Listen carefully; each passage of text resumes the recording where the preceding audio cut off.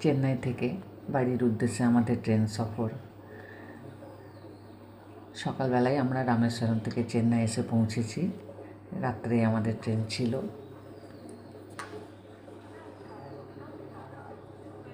এটা পরের দিন সকাল। এই যে আমাদের সফরের সঙ্গী রিঙ্কু আর ওর বর।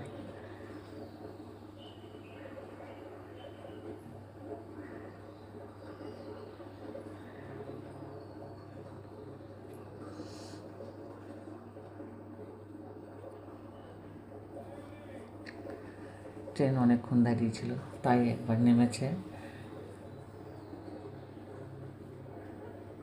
এই যে ইডলি সাম্বার বড়া সব বিক্রি করছে, রিঙ্কু নিয়ে নিল। এটা বললো সকালে খাবে। আমরা ইডলিটা খেয়েছি বলে নিয়ে নিই, আমরা ট্রেনের খাবারই নিয়েছিলাম। এই ড্রেসগুলো পরে ওরা সব প্রদক্ষিণ মানে কোনো মন্দিরে গিয়ে পুজো দিচ্ছে, এইভাবে যাচ্ছে। এই যে আমরা ট্রেনের খাবার নিয়ে নিয়েছি।